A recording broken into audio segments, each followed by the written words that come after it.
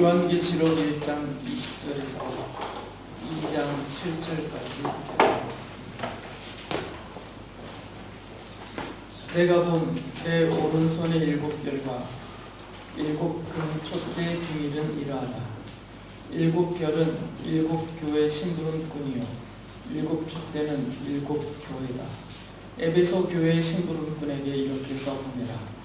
오른손에 일곱 별을 주시고 일곱 금촛대 사이를 거니시는 분이 말씀하신다. 나는 내가 한 일과 내 수고와 인내를 알고 있다. 또 나는 내가 악한 자들을 참고 내버려 둘 수 없었던 것과 사도가 아니면서 사도라고 자칭하는 자들을 시험하여 그들이 거짓말쟁이임을 밝혀낸 것도 알고 있다. 너는 참고 내 이름을 위하여 고난을 견디어냈으며 낙심한 적이 없다. 그러나 너에게 나무랄 것이 있다. 그것은 내가 처음 사랑을 버린 것이다. 그러므로 내가 어디에서 떨어졌는지를 생각해내서 회개하고 처음에 하던 일을 하여라. 내가 그렇게 하지 않고 회개하지 않으면 내가 가서 내 촛대를 그 자리에서 옮기겠다. 그런데 내게는 잘하는 일이 있다. 너는 니골라당이 하는 일을 미워한다. 나도 그것을 미워한다. 귀가 있는 사람은 성령이 교회들에게 하시는 말씀을 들어라. 이기는 사람에게는 내가 하나님의 낙원에 있는 생명나무의 열매를 주어서 먹게 하겠다. 예수님께서 요한에게 환상으로 일곱 별과 일곱 촛대를 보여주셨습니다. 그리고 예수께서는 그 일곱 촛대 사이에 계시고 그 일곱 촛대 사이를 거닐고 계셨고 또 일곱 별을 그 오른손에 쥐고 계셨어요. 다시 한번 1장 20절을 읽어보면 이렇게 말씀하십니다. 내가 본 내 오른손의 일곱 별과 일곱 금촛대의 비밀은 이러하다. 일곱 별은 일곱 교회 심부름꾼이요 일곱 촛대는 일곱 교회다. 일곱 촛대는 요한이 편지로 요한계시록을 써서 보낼 때 그 편지를 받아보는 현실적으로 받아볼 수 있었던 에베소를 비롯한 일곱 개의 교회이고 그리고 이 일곱 교회를 통하여서 전 세계 모든 민족과 모든 나라에 있는 모든 교회에게 이 말씀을 전하게 하셨기 때문에 이 일곱 교회는 그런 의미에서는 보편적인 교회다라고 말할 수가 있습니다. 그리고 일곱 별은 그 교회를 위해서 교회의 성도들을 위해서 우리 주님이 사용하시는 교회 일꾼들이다, 교회 지도자들이다 이렇게 말씀을 드렸습니다. 이 표현은 예수님께서 다른 서신서에서 이미 밝히셨듯이 교회의 머리이시고 교회의 주인이시고 교회로 모이는 모든 성도들의 주님이시다라는 사실을 밝히시는 말씀입니다. 그 주님이 지금 에베소 교회에게 교회의 주인으로서 교회의 머리로서 성도들의 목자로서 요한에게 편지를 써서 보내라라고 말씀을 하셨어요. 요한계시록 2장 1절에 이렇게 말씀하십니다. 에베소 교회의 심부름꾼에게 이렇게 써보내라. 오른손에 일곱 별을 주시고 일곱 금촛대 사이를 거니시는 분이 말씀하신다. 곧 이분은 예수 그리스도시고요. 성자 하나님이십니다. 지금 성자 하나님께서 예수 그리스도께서 에베소 교회에게 그리고 교회로 모이는 성도들에게 그 교회 머리요 주인이시고 목자이신 바로 그분이 하실 말씀이 있다는 거죠. 에베소 교회로 모이는 성도들에게 하실 말씀이 있어서 그 말씀을 요한에게 적어서 보내게 하신 것이에요.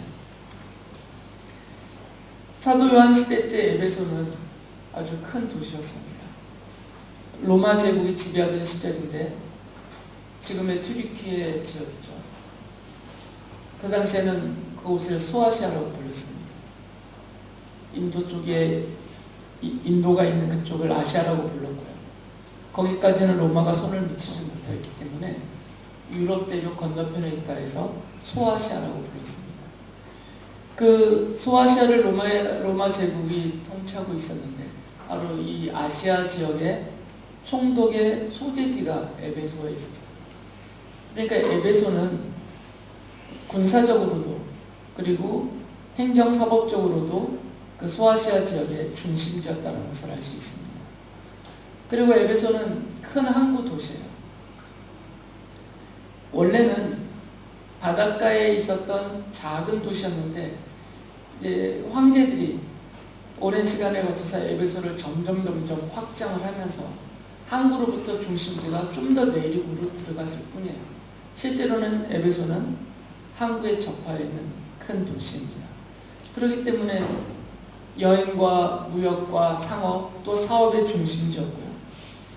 그러다 보니까 사람들이 많이 모이니까요. 그곳에 로마의 황제들을 섬기는 숭배하게 하는 6개 로마 황제 6명을 숭배하게 하는 6개의 황제 숭배 신전이 있었어요. 그리고 그 황제 숭배의 중심지였죠. 사도행전 19장 35절에 보면 읽지는 않아요. 늘 감사하고 있습니다. 두 분 앞에서 말씀만 드려도 바로바로 드려주셔서. 사도행전 19장 35절에 보면 황제를 섬기는 그 신전의 감독이다라고 말해요. 그러니까 에베소 시민들이 서로 하는 말입니다. 이 에베소는 그 소아시아 지역에 황제를 숭배하는 신전을 감독하는 지위를 갖고 있었던 것이죠. 그만큼 에베소는 여러 가지 면에서 큰 도시고 또 부유한 도시이고 종교적으로도 황제 숭배를 비롯한 여러 우상을 숭배하는 그런 종교의 중심지였다는 것을 알 수 있습니다.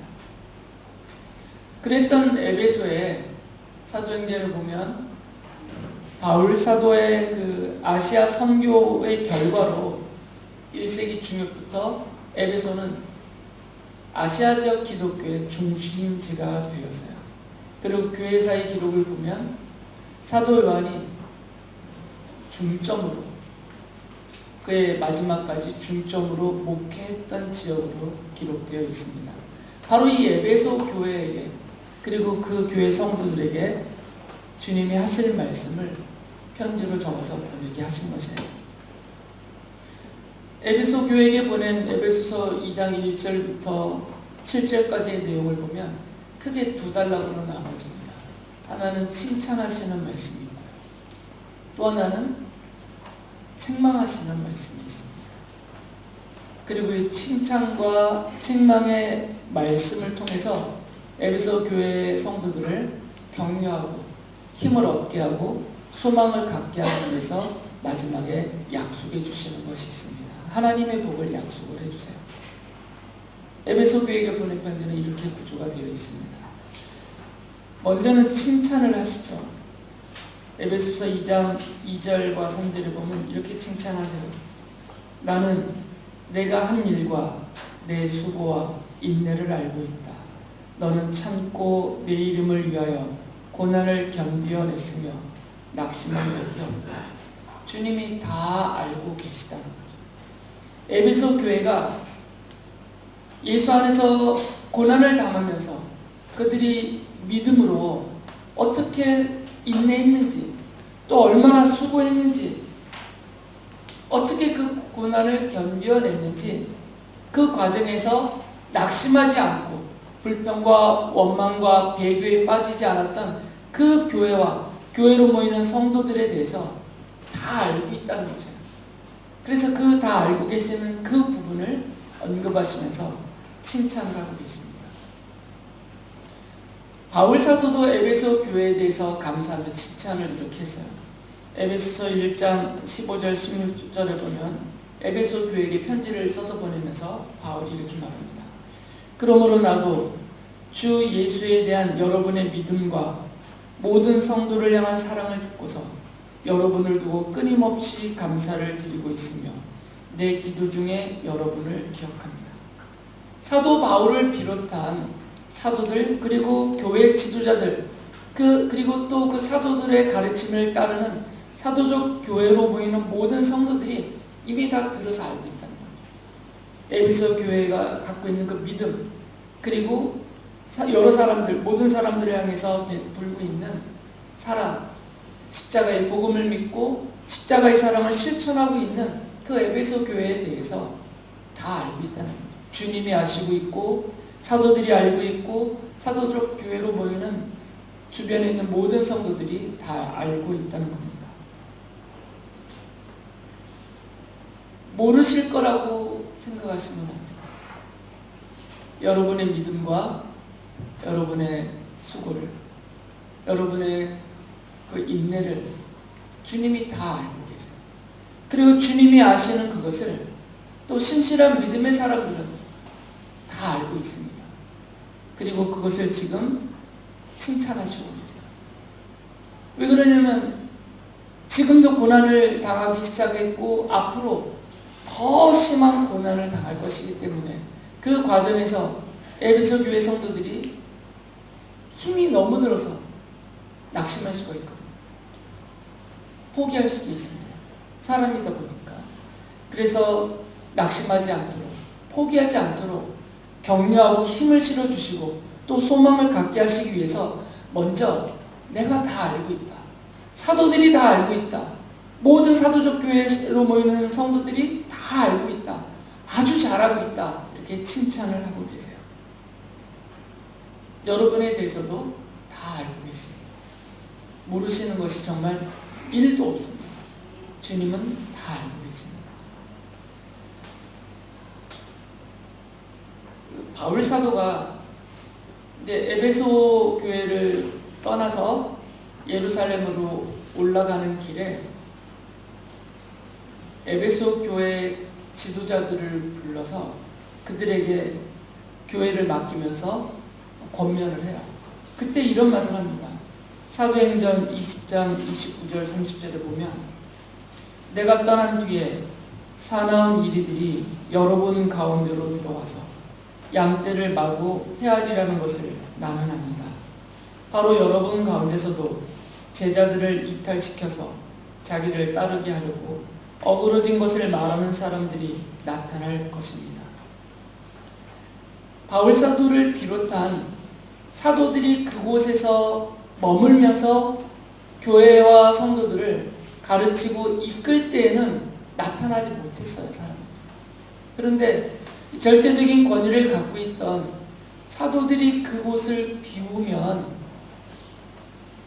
이제 사도들에 의해서 세워진 목회자들, 비록 그가 디모데라 하더라도, 디도라고 하더라도, 누구라 하더라도 그들에게는 사도적 권위가 없거든요.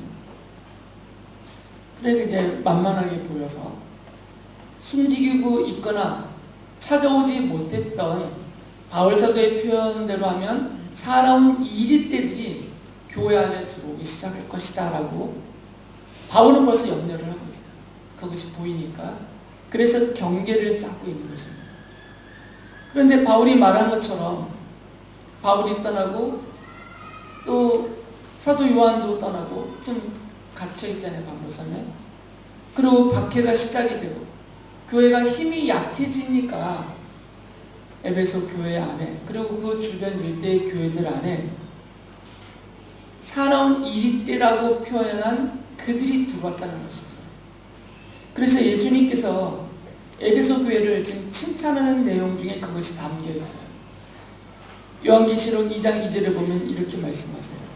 또 나는 내가 악한 자들을 참고 내버려 둘 수 없었던 것과 사도가 아니면서 사도라고 자칭하는 자들을 시험하여 그들이 거짓말쟁이임을 밝혀낸 것도 알고 있다. 좀 칭찬하고 계세요. 사도들이 없는 틈을 타고 아마도 유대지역, 예루살렘이나 유대지역에서 내려왔을 것인데 자기들이 사도적 권위를 갖고 있는 사람이다 하면서 우리는 그리스도의 계시를 직접 받았다. 바울처럼 우리를 사도로 주님이 직접 세우셨다 하면서 자칭하면서 교회에 들어와서 거짓된 가르침을 성도들에게 퍼뜨리려고 하는, 그래서 성도들을 당겨서 자기들의 그것은 바울 사도가 쓴 서신들을 보면 아주 많이 나옵니다. 이들은 속이는 자고 돈을 탐내는 자들이고 자기의 배를 신으로 섬기는 자들이라고 책망을 해요. 다른 이유가 아니라 자기들의 이익을 위해서, 자기들의 권력을 위해서 교회에 들어와서 성도들에게 거짓된 가르침을 퍼뜨리고 있었는데, 에베소 교회 성도들은 그들을 밝혀냈다는 거죠. 그들의 가르침이 잘못되었다는 것을 밝혀냈어요. 왜 그러냐면 이들에게는 바울 사도를 비롯한 사도들의 사도적 가르침이 있었거든요. 근데 이 사람들이 하는 말을 보니까 바울 사도가 하는 말과 다르다. 이거 요한 사도가 하신 말씀과 다르다. 디모데 목사님이 가르쳤던 것과 다르다. 이런 사도적 가르침을 지키고 있었기 때문에 이 자칭 사도라고 하는 사람들의 거짓된 가르침들을 다 밝혀 드러내고 그들을 쫓아냈다는 것이죠. 받아들이지 않았다는 것이에요. 예수님께서는 이 거짓 사도들과 또 악한 자들, 이들의 거짓된 가르침의 그 대표적인 무리들을 니골라 당이라고 부르셨어요. 니골라 당이라고 말하는 사람들만이 아니라 이들을 대표적으로 거론하셨던 거죠. 그러면서 이렇게 말씀하세요. 요한계시록 2장 6절에 보면, 그런데 내게는 잘하는 일이 있다. 너는 니골라 당이 하는 일을 미워한다. 나도 그것을 미워한다. 니골라 당이라는 사람들의 가르침과 그들이 하는 일을 받아들이지 않고 물리쳤다는 것이죠.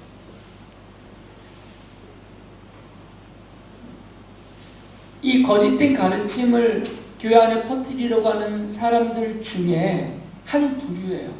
그들이 다 니골라 당이라는 게 아니라 그들 중에 한 부류인데 예수님이 이들을 거론하신 거죠. 이 사람들은 예루살렘 초대교회 7 집사님들 중에 한 분인 니골라를, 자기들은 그 니골라를 따르는 사람들이다 하면서 니골라 당이라고 스스로 자기들을 이렇게 불렀어요. 니골라를 따르는 사람들이다 라고 하면서. 이 니골라에 대해서는 사도행전 6장 5절에 보면 7 집사님들을 쭉 거론하면서 이렇게 거기 설명을 해요. 모든 사람이 이 말을 좋게 받아들여서 믿음과 성령이 충만한 사람인 스데반과 빌립과 브로고로와 니가노르와 디몬과 바메나와 안디옥 출신의 이방 사람으로서 유대교에 개종한 사람인 니골라를 뽑아서 라고 말해요. 그러니까 이 니골라는 유대인이 아니에요. 안디옥 출신의 이방인인데 이 사람이 유대교로 개종을 했단 말이죠. 그랬는데 이 사람이 예수님을 믿은 거예요. 그러니까 예수님을 믿고 그리스도인이 되기 전에 안디옥 출신의 이방 사람이었던 니골라가 유대교로 먼저 개종을 했고요. 그랬던 그 니골라가 사도들의 복음 전파를 받아들여서 그리스도인으로 개종이 된 상태입니다. 그분이 7 집사님 중에 한 분이에요. 그러니까 지금 에베소 교회 안에 들어와서 교회를 어지럽히는 이 무리들의 성향을 보면, 성격을 보면 아마도 그들의 출신의 배경은 이방인이었을 것입니다. 이방인이었다가 유대인이 아닌 이방인으로서 예수님을 믿은 사람일 가능성이 많죠. 왜냐하면 니골라가 그런 사람이니까. 유대인이면서 예루살렘과 유대 지방에서 있다가 에베소 지역으로 온 사람들은 자기들을 사도라고 불렀어요. 자기들은 유대인이고 초기에 주님을 만났다 막 이러면서 자기들을 사도적인 권위가 있는 사람으로 속였지만, 니골라 당이라고 불리워지는 이 사람들은 유대 출신들이 아니고 니골라처럼 이방인 출신이면서 예수님을 믿은 사람들일 것이에요. 그래서 니골라 당이라고 부르는 거죠. 스스로 자기들을 니골라를 따른다고. 이 사람들은 에베소 교회에만 어지럽히지 않았습니다. 버가모 교회에게 편지로 써서 보내게 내용을 보면 거기서도 니골라 당에 대해서 말씀을 하세요. 요한계시록 2장 14절 15절을 보면 이렇게 말씀합니다. 그러나 나는 내게 몇 가지 나무랄 것이 있다. 너희 가운데는 발람의 가르침을 따르는 자들이 있다. 발람은 발락을 시켜서 이스라엘 자손 앞에 올무를 놓게 하고 우상의 제물을 먹게 하고 음란한 일을 하게 한 자다. 이와 같이 내게도 니골라당의 가르침을 따르는 자들이 있다. 에베소 교회는 니골라당을 물리쳤어요. 그런데 버가모 교회 사람들 중에 일부는 그들을 받아들여 따랐단 말이죠. 그런데 이들의 가르침이 발람의 가르침과 같다라고 말씀하셨어요. 발람은 민수기에 보면, 그리고 신명기에서도 발람에 대해서 설명을 하는데, 이스라엘 백성들이 이집트에서 탈출을 하고 광야 40년을 거의 끝내서 이제 가나안 땅에 막 들어가려고 하는 그 지점에 와 있어요. 그럴 때 모압 족속의 한 지역 왕인 발락이 발람이라는 주술사를 불러왔습니다. 아주 능력이 있다라고 알려져 소문나 있는. 그래서 이 발람을 통해서 이스라엘 백성들을 저주하면 그 저주가 이스라엘 백성들에게 쏟아질 것이다 라는 기대를 갖고 부탁을 했는데, 하나님께서 발람을 시켜서 계속 축복하게만 만들었죠. 그리고 민수기에는 그 내용이 기록되어 있지 않지만 신명기나 여호수아기 이런 데 보면, 그리고 다른 사도들의 서신서에 보면 발람이 발락에게 어떤 계략 하나를 주고 가요. 그리고 모압의 왕 발락은 그 계략을 이스라엘 백성들에게 실행을 해서 성공을 합니다. 그 계략이 무엇이었냐면, 모압의 젊은 여인들을 이스라엘 남자들에게 보내서 이스라엘 남자들을 성적으로 유혹을 해요. 그래서 함께 음행을 저지르게 하고 남자들의 몸과 마음을 빼앗은 상태에서 그 다음 단계로 바알에게 제사 드리는 그 제사의 잔치, 바알 신전에 들어가서 함께 우상을 섬기게 하고 우상 제물을 먹게 만들어 버렸어요. 이게 바알볼 사건이에요. 이것 때문에 이스라엘이 하나님께 큰 책망을 받습니다. 벌을 받고요. 바로 그 발람의 가르침을 따르는 무리들이 니골라당이다라고 말씀하신 거죠. 그러니까 발람의 그 가르침대로 그대로 했지는 않았다 하더라도 최소한 두 가지의 성향은 분명하다는 거죠. 하나는 우상 숭배에 빠뜨리고, 하나는 음란한 일이라고 말씀하신, 그것이 성적으로도 음란할 뿐만 아니라 종교적으로 신앙적으로도 우상에 빠지게 하는 그 음란한 일을 하게 했던 사람들이 니골라당이라는 것이죠. 두아디라 교회에도 이 사람들은 들어와 있었어요. 그래서 그들에 대해서 요한계시록 2장 20절에 보면 이렇게 말씀합니다. 그러나 내게 나무랄 것이 있다. 너는 이세빌이라는 여자를 용납하고 있다. 그는 스스로 예언자로 자처하면서 내 종들을 가르치고 그들을 미혹시켜서 간음하게 하고 우상의 제물을 먹게 하는 자다.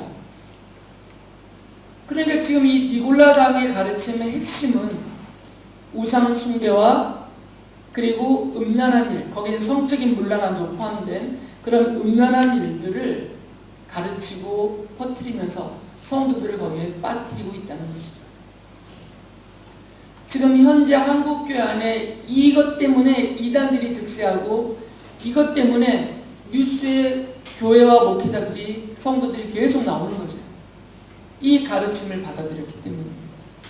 자기도 모르는 사이에 빠져들고 있는 거죠.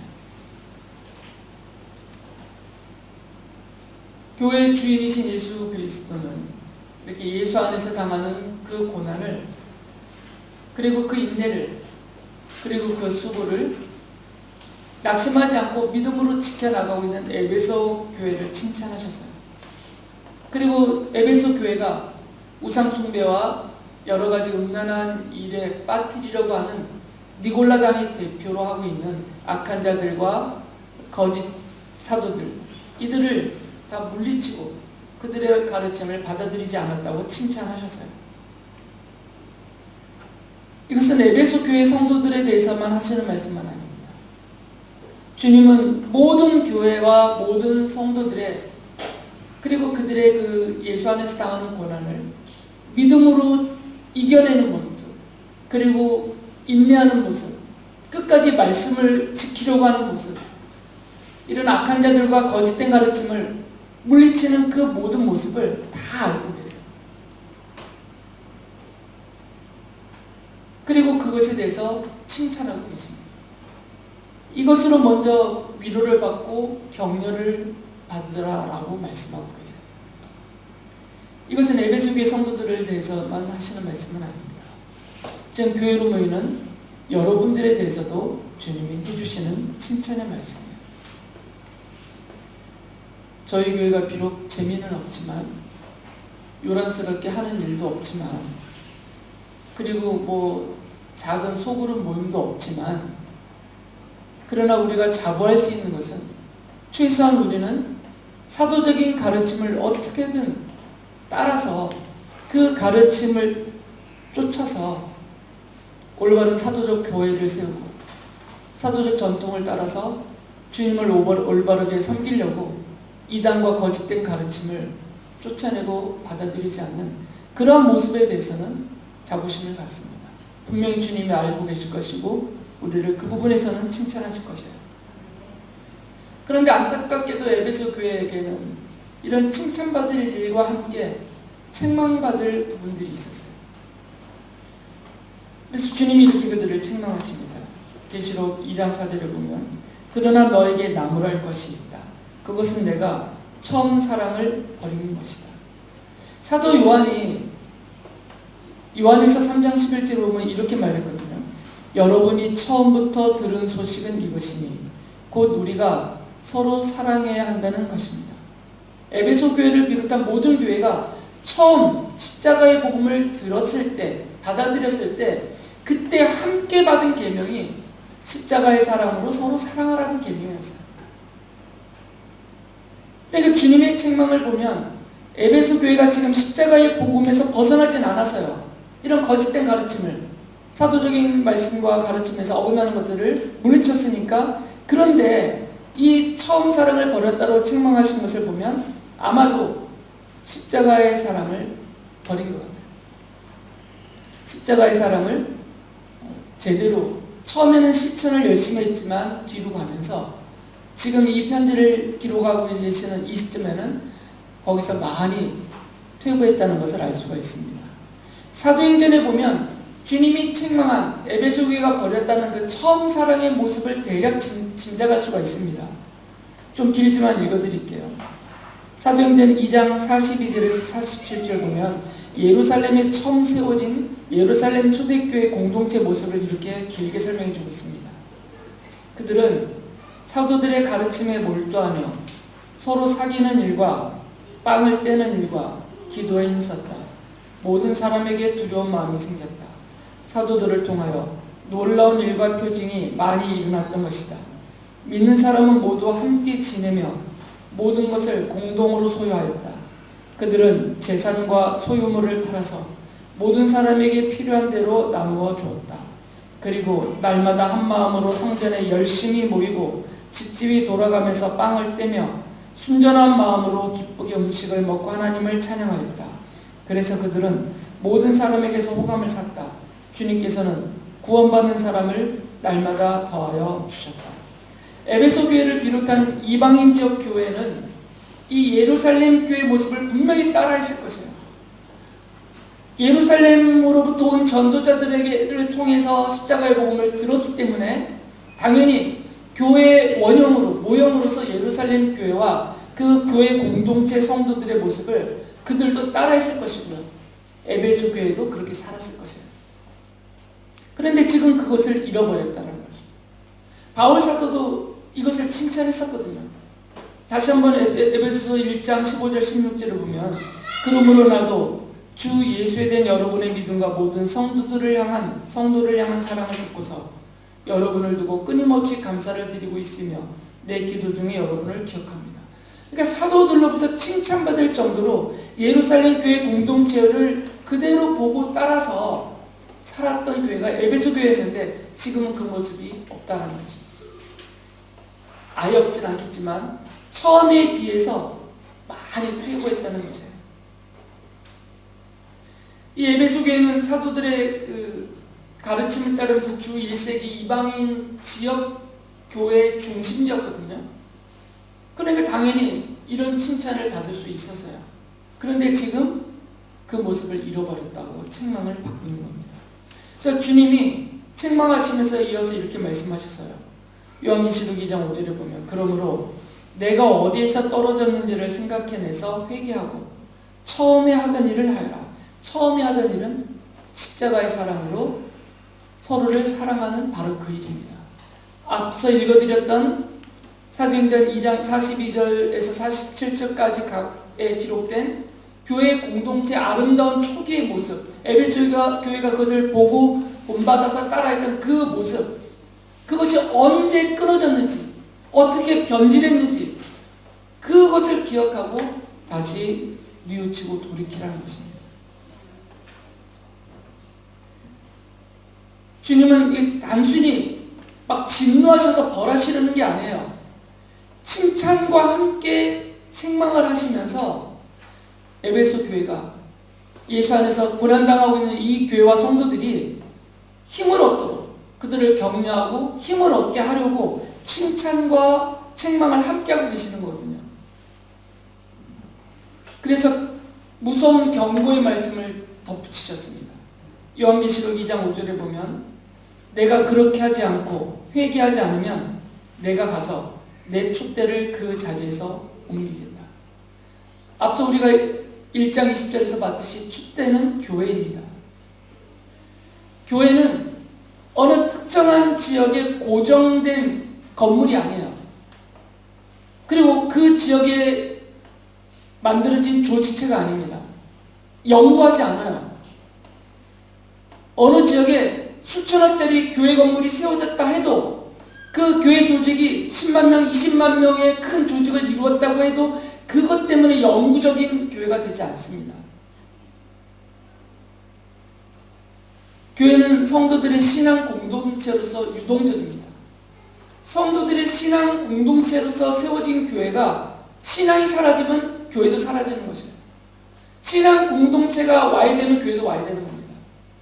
건물만 덩그러니 남아있을 뿐인 거죠.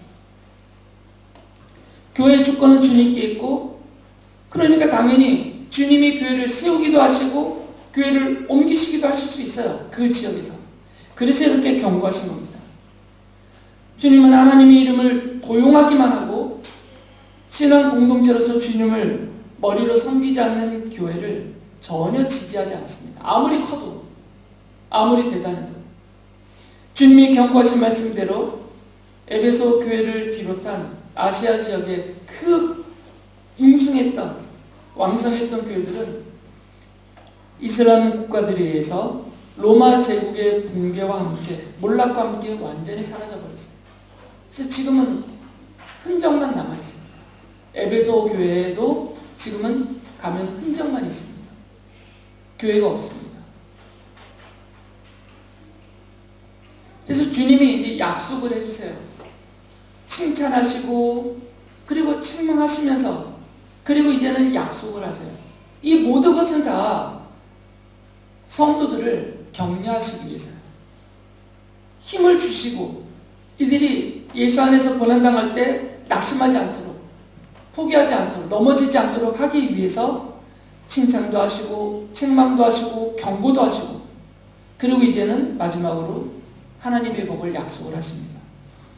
요한계시록 22장 2절에 보면 요한이 환상으로 본 것이 있어요. 그것을 이렇게 써놨습니다. 도시의 넓은 거리 한가운데를 흘렀습니다. 강 양쪽에는 12종류의 열매를 맺는 생명나무가 있어서 달마다 열매를 내고 그 나뭇잎은 민족들을 치료하는 데 쓰입니다. 에스겔이 환상으로 봤던 바로 제3성전, 에스겔이 본 환상은 바로 예수 그리스도시고요. 그분이 성전으로 계시는 하늘 하나님의 나라예요. 에스겔의 환상에 보면 제3성전에서 생명의 강이 흘러나옵니다. 그리고 그 생명의 강 주변에 이 물이 생명수기 때문에 나무들이 잔뜩 살아나서 사시사철 푸르게 그 생명의 열매들을 맺게 될 것이다 라고 환상으로 보고 예언을 해놨어요. 바로 그 에스겔의 환상에 보여진 그 모습이 요한에게 환상으로 나타난 것이죠. 요한이 그것을 환상으로 봤습니다. 실제로 천국에 이렇게 강이 흐르고 있고 막 나무들이 서 있고 그런 건 아닙니다. 이건 환상이에요. 이미지죠. 상징적인 이미지예요. 바로 하나님 나라에 생명나무가 있다는 거죠. 마치 에덴 동산에 선악을 알게 하는 나무와 함께 하나님이 약속으로 세워놓으신 생명나무, 순종할 때 그가 영생할 수 있다라는 그 약속의 보증으로 세우셨던 그 생명나무예요. 그것이 그곳에 있었어요. 지금 주님이 이제 이렇게 약속하시는 거죠. 에베소 교회를 향해서 요한계시록 2장 7절에 보면 귀가 있는 사람은 성령이 교회들에 하시는 말씀을 들어라. 이기는 사람에게는 내가 하나님의 낙원에 있는 생명나무의 열매를 주어서 먹게 하겠다. 예수 안에서 당하는 고난을 믿음으로 인내하며 수고하며 십자가의 복음을 따르며 십자가의 사랑을 어떻게든 실천하려고 애를 쓰는 모든 성도들에게는 하나님의 나라에서 영생토록 누리게 하시는 그 복을 약속하신 것이에요.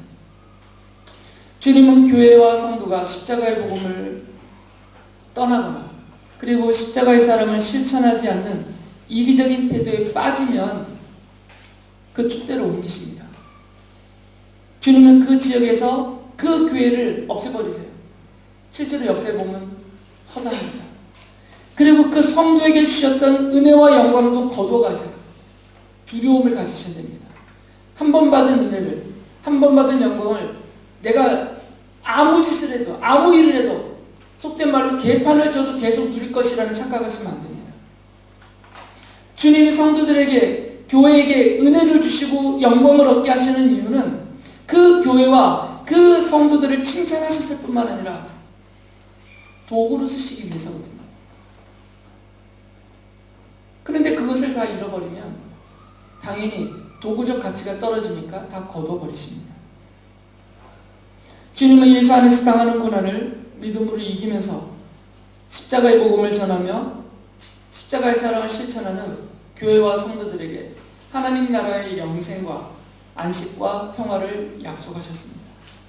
히브리서 기록자는 성도들에게 이렇게 권면합니다. 히브리서 13장 1절에 보면 서로 사랑하기를 계속하십시오. 떨어지지 말고, 멈추지 말고, 잃어버리지 말고 주님 오시는 날까지 계속 하라는 겁니다. 화가 난다고 멈추지 말고, 얄밉다고 멈추지 말고, 싸웠다고 멈추지 말고, 내가 가난해졌다고 멈추지 말고, 아프다고 멈추지 말고, 바쁘다고 멈추지 말고, 에베소 교회처럼, 그리고 주님이 칭찬하셨던 성도들처럼 그 잃어버렸던 것을 다시 뉘우치고 되돌려서 계속 해야 된다는 것이죠. 교회와 성도들은 예수 안에서 고난을 당하면서 십자가의 복음을 믿고 그리고 따르면서 십자가의 사랑을 실천하기를 멈추지 않고 계속 해야만 합니다. 주님이 칭찬하시고 기뻐하시고 약속하신 복을 영원토록 누리게 해주실 것입니다.